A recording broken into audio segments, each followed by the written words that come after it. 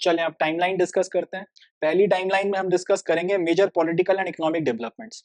इस चैप्टर का जो पहला पेज है जिस पे इसकी हेडिंग लिखी हुई है Kings farmers and towns early societies, उसमें ड्यूरेशन बताया है कि हम लोग कितने से लेके कितने टाइम की ड्यूरेशन के बीच में अपने टॉपिक्स को स्टडी करेंगे। इस चैप्टर में ड्यूरेशन है 600 before common era to 600 common era, यानी कि छठी शताब्दी ईसा पूर्व से लेकर छठी शताब्दी कॉमन एरा तक के जो 1200 साल है उसके बीच का जो इतिहास है उसके कुछ एस्पेक्ट्स को इस चैप्टर में कवर किया गया। तो यहाँ पर जो मेजर पॉलिटिकल और इकोनॉमिक डेवलपमेंट्स की बात हो रही है वो भी इसी टाइम पीरियड के इन्हीं 1200 सालों के बीच के हैं। तो एक एक करके हम उनको देखते हैं। सबसे पहले तो छठवीं से लेके पांचवीं शताब्दी ईसा पूर्व या फिर 600 टू 500 बिफोर कॉमन एरा के बीच में पहली चीज जो होती है वो है पैडी ट्रांसप्लांटेशन की प्रोसेस इंसान डिस्कवर कर लेते हैं इंडियन सबकॉन्टिनेंट में। पैडी ट्रांसप्लांटेशन क्या होता है कि आप एक जगह पे चावल को जो है उगा लेते हो और जब उसके सैपलिंग्स थोड़े थोड़े निकल कर आ जाते हैं तो उसके बाद में फिर उनको किसी दूसरी जगह पे लगा देते हो, एक ऐसी फील्ड में जिसमें पानी भरा हुआ है। ऐसा करने से होता यह है कि जो चावल के सैपलिंग्स हैं उनके सर्वाइव करने का रेट बढ़ जाता है। दूसरे शब्दों में आपकी जो पैडी की उपज है, चावल की जो उपज है वो बढ़ जाएगी। तो पैडी ट्रांसप्लांटेशन भारत में छठी से लेकर पांचवी शताब्दी ईसा पूर्व के बीच में शुरू हो गया। साथ ही साथ गंगा वैली में अर्बनाइजेशन की शुरुआत हो गई। जैसा कि मैंने बताया ही है कि इंडस वैली सिविलाइजेशन में 1900 बिफोर कॉमन एरा में आपका पूरे के पूरे जो शहर थे वो अबेंडन कर दिए गए थे। उसके 1500 सालों के बाद में फिर से जो है आपको शहर भारतीय उपमहाद्वीप में देखने को मिले थे। तो वो दूसरे शहर जो है गंगा वैली या फिर गैंगेटिक वैली में डेवलप हुए थे। ये चीज भी एक हुई थी। तीसरा महाजनपद जो है वो भी इसी टाइम पीरियड में उदय होना शुरू हुए थे। And lastly punch mark coins. तो 6th से लेके 5th century before common era के बीच में ये बड़ी बड़ी चीजें हुई हैं।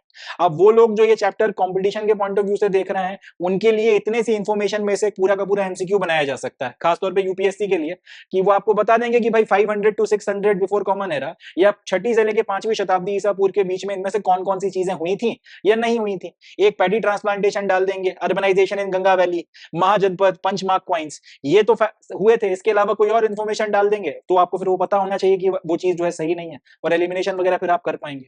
यही बात सीयूटी के लिए लागू होती है, यही बात क्लास 12 के बच्चों के लिए लागू होती है कि सीधा सीधा सवाल पूछ लेंगे छठी से लेके पांचवी शताब्दी ईसा पूर्व के बीच में इनमें से कौन कौन सी चीजें हुई थी। तो याद रखना पड़ेगा पैडी ट्रांसप्लांटेशन, चावल की खेती करना जो है उसमें ये पैडी ट्रांसप्लांटेशन की प्रोसेस सीख ली जिससे पैदावार बढ़ गई। दूसरा, शहरों का सेकेंड टाइम री इमरजेंस हुआ इंडियन सब कॉन्टिनेंट में, कहां पर, गैंगेटिक वैली में। तीसरा, महाजनपदों का उदय होना शुरू हुआ और चौथा, पंच मार्क कॉइंस या सिक्के जो है वो इंट्रोड्यूस हो गए। उसके बाद आगे बढ़ते हैं। पांचवी से चौथी शताब्दी ईसा पूर्व में rulers of Magadh consolidate power. Magadh का जो उदय है वो सबसे पावरफुल महाजनपद के तौर पर होना शुरू हुआ। सबसे पहले हरण्य डायनेस्टी थी, उसके बाद में फिर उसके बाद में एक और शेषुंग डायनेस्टी आई। शेषुंग डायनेस्टी के बाद में फिर आपकी नंद डायनेस्टी आई। ये जो रूलर्स थे इन्होंने एक के बाद एक मगध जो है इसको पावरफुल बनाया, इसके एरिया को बढ़ाया, दूसरे महाजनपदों के ऊपर कब्जा किया एंड अपनी पावर जो है बढ़ाते बढ़ाते बढ़ाने के साथ ही साथ उसे कंसोलिडेट भी किया। दूसरे शब्दों में पांचवी से चौथी शताब्दी ईसा पूर्व आते आते मगध जो है सबसे पावरफुल महाजनपद के तौर पर इवॉल्व करता है, राइज करता है। 327 से 325 बिफोर कॉमन एरा यानी कि चौथी शताब्दी ईसा पूर्व में invasion of Alexander of Macedon, Sikandar का हमला होता है भारत पे, पोरस के साथ लड़ाई होती है, फिर वो वापस लौट जाता है। फिर आता है 321 before common era, accession of Chandragupta Maurya. 321 before common era में चंद्रगुप्त मौर्य जो है वो आपके मगध के ऊपर कब्जा करते हैं, मौर्य वंश की नींव रखते हैं। 272/268 टू 231। अब एग्जैक्ट नहीं कहा जा सकता कि 272 में हुआ था या 268 में हुआ था, मगर तीसरी शताब्दी ईसा पूर्व में या तो 272 है या तो 268 है या इनके बीच में कहीं पर कोई एक साल है। इस बीच में अशोक जो है उन्होंने शासन को अपने कब्जे में लिया था और 231 बिफोर कॉमन एरा तक राज किया था। यानी कि लगभग 30-35 साल के आसपास का जो है इनका मिनिमम रूल रहा था। 185 बिफोर कॉमन एरा यानी कि दूसरी शताब्दी में मौर्यन एम्पायर जो है वो समाप्त हो गया और उसके बाद शुंग डायनेस्टी जो है इसकी शुरुआत हुई थी। 200 बिफोर कॉमन एरा या दूसरी से पहली शताब्दी ईसा पूर्व में Indo Greek ruler in the north west, Cholas, Cheras and Pandyas in the South India, Satavahanas in the Deccan. तो अलग अलग इलाकों में मौर्यन एम्पायर खत्म हो चुका है एंड अलग अलग क्षेत्र जो है इंडियन सब कॉन्टिनेंट के जो एक्सट्रीम फ्रंटियर्स हैं उसमें कौन कौन रूल कर रहा है। दूसरी से पहली शताब्दी के बीच में नॉर्थ वेस्ट में इंडो ग्रीक रूलर्स। ये इंडो ग्रीक रूलर कौन है? ये जो 327 से 325 बिफोर कॉमन एरा में अलेक्जेंडर ने हमला किया था, वो जो अपने बच्चे छोड़ गया था, वो जो अपने लोग छोड़ गया था यहाँ पे, ये उन्हीं के बच्चे हैं, ये उन्हीं के वंशज हैं। तो क्योंकि इंडियन सब कॉन्टिनेंट में पैदा हुए तो इनको इंडो ग्रीक नाम दे दिया। ये इंडो ग्रीक्स ने अपना अंपायर बना लिया नॉर्थ वेस्ट में और आज का जो अफगानिस्तान वगैरह है वहां पे लोग रूल कर रहे थे। इसी वक्त में नीचे की तरफ साउथ में, डाउन साउथ, चोला, चेरा और पांड्यास जो है उनका इवोल्यूशन होता है और दक्कन में शतावनास जो है वो एक मजबूत पावर के तौर पर इमर्ज करते हैं। फिर पहली शताब्दी ईसा पूर्व या फिर 100 बिफोर कॉमन एरा से 200 कॉमन एरा के 300 साल, first century before common era, उसके बाद में आपका कॉमन एरा शुरू होता है, and first century common era, और उसके बाद में फिर सेकंड सेंचुरी कॉमन एरा। इन 300 सालों में Shaka, people from Central Asia, rulers in the north west, Roman trade and gold coinage. तो अब यहाँ इस बीच में क्या क्या होता है, शाका जो थे, जो सेंट्रल एशिया में कहीं से उठकर आए थे, वो भारत में अपना शासन स्थापित करते हैं, साथ ही साथ नॉर्थ वेस्ट में रूलर बनते हैं, साथ ही साथ इसी वक्त में रोमन एम्पायर के साथ में आपका ट्रेड शुरू हो जाता है, एंड लास्टली भारत में गोल्ड कॉइनेज इंट्रोड्यूस कर दिया जाता है। गोल्ड कॉइन किनके द्वारा इंट्रोड्यूस किए गए थे, कुषाणों के द्वारा इंट्रोड्यूस किए गए थे, ये भी अपने को याद रखना है। अब कुषाणों में भी 78 सी में कनिष्क का जो है एसेशन होता है। अब 78 सी के आगे यहाँ पर एक क्वेश्चन मार्क लगा हुआ है, मतलब ये कि हिस्टोरियंस इस बात को लेकर कंफर्म नहीं है कि यही तारीख थी, हो सकता है कल को और नए एविडेंस आए, पता चले ये तारीख नहीं थी, 78 का 80 हो जाए, 81 हो जाए या 75 हो जाए, मगर आज की तारीख में 78 common era with a little bit doubt मानकर चला जाता है कि इस साल में कनिष्क जो है उसने कुषाण एम्पायर को का जो की जो गद्दी थी वो संभाली थी, उसके सिंहासन पर यह बैठा। फिर 100 to 200 common era, earliest inscriptional evidence of land grants by शताब्दा एंड शाका रूलर्स। पहली से लेकर दूसरी शताब्दी कॉमन एरा में आपको क्या मिलता है, सबसे शुरुआती इंस्क्रिप्शंस मिलते हैं जमीन के दान करने के, भूदान करने के इंस्क्रिप्शंस आपको मिलते हैं, और किनके द्वारा किए जा रहे हैं, शताब्दास के द्वारा किए जा रहे हैं, शाका रूलर्स के द्वारा किए जा रहे हैं। यहां से भी एक क्वेश्चन बनता है खासतौर पर यूपीएससी के एग्जाम के बच्चों के लिए कि भारत में सबसे पहले जमीन के दान के जो एविडेंसेस मिलते हैं वो किसके मिलते हैं। मौर्य एक ऑप्शन डाला जा सकता है, शाका डाला जा सकता है, कुषाणा डाला जा सकता है, शताब्दा डाला जा सकता है। तो याद रखना है सबसे शुरुआती जो एविडेंस मिलते हैं, यानी कि सबसे पहले जिन्होंने जमीन का दान करना शुरू किया था भारत में, शताब्दा थे और शाका थे। आज की तारीख में ये हकीकत है, कल को नए एविडेंस आए, पता चले इसके पहले भी किसी ने कर रखा था, वो एक अलग बात है, बट आज की तारीख में अर्लीस्ट जो इंस्क्रिप्शंस हैं लैंड ग्रांट के, शताब्दा और शाका रूलर्स के द्वारा जमीनों का दान भारत में सबसे पहले किया गया था। 100 to 200 common era, earliest inscription evidence, ये तो मैंने पढ़ लिया। 320 common era, beginning of Gupta rule. तो 320 कॉमन एरा में गुप्ता अंपायर की शुरुआत होती है, गुप्ता रूल की शुरुआत होती है, एंड ये पूरा जो फेज है इसको गोल्डन एज ऑफ इंडिया भी कहा जाता है। 320 कॉमन एरा में गुप्ता अंपायर या गुप्ता रूल शुरू होता है। 335 में समुद्रगुप्त, जिनको भारत का नेपोलियन भी कहा जाता है, ये शासन संभालते हैं। 335 से 375 कॉमन एरा तक ये रूल करते हैं, और भारत की जो सीमाएं हैं वो आप इस तरह से कह सकते हैं कि मौर्यन अंपायर के बाद में दूसरी बार भारत में इतना बड़ा अंपायर जो है उदय होता है, एंड बहुत बड़ा इलाका जो है पॉलिटिकल यूनिटी के अंडर में समुद्रगुप्त के टाइम पीरियड पे फिर आता है। देन 375 टू 415 कॉमन एरा में चंद्रगुप्त टू ये रूल करते हैं, जिनको राजा विक्रमादित्य के नाम से भी जाना जाता है। विक्रम बेताल की जो कहानियां है वो इन्हीं के ऊपर है।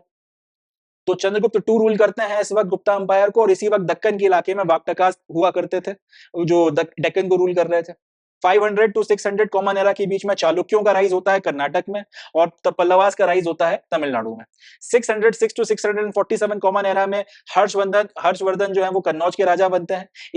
इसी टाइम पीरियड में जो चाइनीज ट्रैवलर ह्यूनजैंग था, वो बुद्धिस्ट टेक्स्ट की तलाश में इंडिया पहुंचता है, और फिर इसका जो बुद्धिस्ट टेक्स्ट की तलाश में इंडिया आना, भारत में रहना, संस्कृत सीखना, और इसके काफी सारे ट्रैवल रिकॉर्ड्स लिखना, ये जो रिकॉर्ड बनाया गया था इसके द्वारा, इससे फिर बाद में इंडियन हिस्ट्री को लिखने में काफी ज्यादा मदद मिली थी। एंड लास्टली 712 इसमें आपका कासिम का हमला होता है सिंध के ऊपर, और अरब जो है वो कॉन्कर कर लेते हैं सिंध को। इस तरीके से आपका ये जो पहली टाइमलाइन है वो खत्म होती है। अब इसमें बहुत सारे फैक्ट्स हैं, याद रखने हैं। क्लास 12 के बच्चों को इसमें से जितने फैक्ट्स याद रख सकते हैं वेल एंड गुड है। कंपटीशन के पॉइंट ऑफ व्यू से जो लोग इसको देख रहे हैं, भैया आपको ये रटना पड़ेगा, चाहे सीईटी हो चाहे यूपीएससी हो, आपको ये टाइमलाइन रटना पड़ेगी। यहाँ से हाई प्रोबेबिलिटी है कि आपको एमसीक्यूज वगैरह देखने के लिए मिलेंगे। चले, तो ये हो गई अपनी पहली टाइमलाइन। अब सेकंड टाइमलाइन देखते हैं। चलें टाइमलाइन नंबर 2 देखते हैं। इसमें मेजर एडवांसेस इन एपिग्राफी, इसके बारे में बताया गया है। शिलालेखों को स्टडी करने का जो पूरा एक इवोल्यूशन हुआ है, और खास तौर पे इंडियन हिस्ट्री के कंटेक्स्ट में किस तरह से हुआ है, उसकी जो बड़ी बड़ी इंपॉर्टेंट घटनाएं वो हम देखेंगे। 18th सेंचुरी में सबसे पहले 1784 एक इंपॉर्टेंट साल है, founding of Asiatic Society of Bengal. Asiatic Society की जो स्थापना बंगाल में हुई थी, ये एक बहुत इंपॉर्टेंट कदम है, क्योंकि इन्हीं लोगों को जिम्मेदारी दी गई थी कि इंडियन हिस्ट्री को स्टडी करना है और इंडिया को ज्यादा बेहतर तरह से समझना है।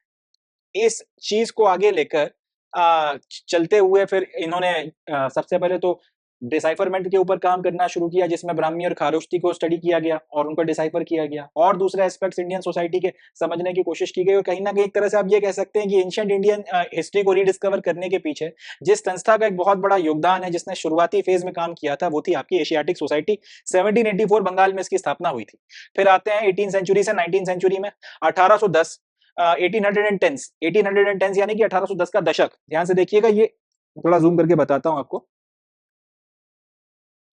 ये देखिए, ये 1810 के बाद में एक एस लिखा हुआ है, 1810 एस, मतलब ये कि 1810 का जो पूरा दशक है उस बीच में ये काम किया गया था। 1810 एक स्पेसिफिक साल में नहीं, 1810 के बाद 11, 12, 13, तो 1810 से 1820 के बीच का जो दशक है उसमें ये काम हुआ था।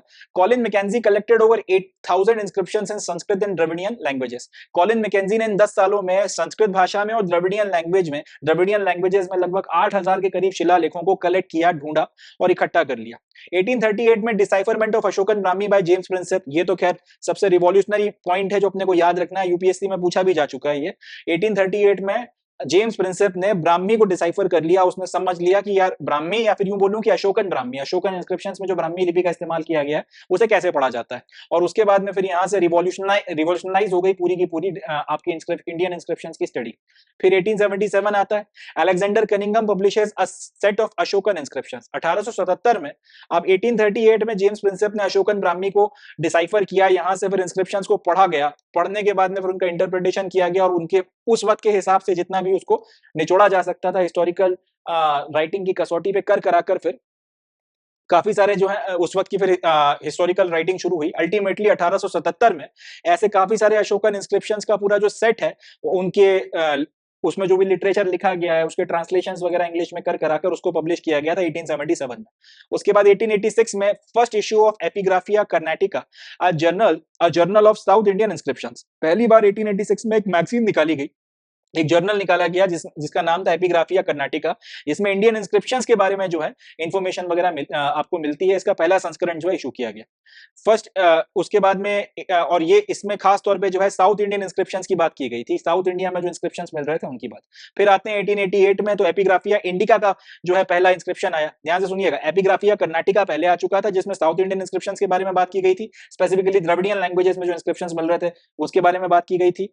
एंड देन 1888 में जो पहला इशू आया था वो था एपिग्राफिया इंडिका का। इसमें इंडिया में ओवरऑल जो आपको इंस्क्रिप्शंस मिले हैं, संस्कृत में जो इंस्क्रिप्शंस मिले हैं उसके बारे में बात की गई थी। फिर आपकी 20th सेंचुरी आई 1965 to 66, D C Sircar publishes Indian epigraphy and Indian epigraphical glossary. तो जो इन्फॉर्मेशन यहाँ पे नॉर्थ साउथ के पॉइंट ऑफ व्यू से दी जा रही थी 1966 तक इसमें और ज्यादा इजाफा हुआ और आपके नॉर्थ और साउथ में इंस्क्रिप्शंस वगैरह मिले और डिसाइफरमेंट किया गया और उसके बारे में आपको एडवांस फीचर्स पता चले, ज्यादा बेहतर अंडरस्टैंडिंग डेवलप हुई। और उस वक्त फिर 65-66 में जो नॉलेज थी उसके बेसिस पे डीसी सरकार ने Indian epigraphy and Indian epigraphical glossary के नाम से उस वक्त तक इंस्क्रिप्शनल एविडेंस का जो भी नॉलेज इंफॉर्मेशन कलेक्शन हुआ था उस सब के बारे में एक धर्म ग्रंथ एक तरीके से कह सकते हैं इशू कर दिया, एक इंसाइक्लोपीडिया इशू कर दिया, जिसके बेसिस पे फिर और फर्दर इंस्क्रिप्शंस को स्टडी किया गया। और आज की तारीख में हिस्टोरिकल राइटिंग की पूरी दिशा जो है वो बदल चुकी है, चेंज हो चुकी है, all because of the efforts given by DC सरकार एंड अदर्स। तो ये जो है वो मेजर आपके एडवांसेस थे जो इंडियन एपिग्राफी में किए गए थे। इसी के साथ में अपनी ये जो टाइमलाइन है वो भी खत्म होती है और इसी के साथ में अपना ये जो चैप्टर है, ये जो यूनिट है, ये जो थीम है, थीम नंबर 2, ये भी अपना यहाँ पर समाप्त होता है।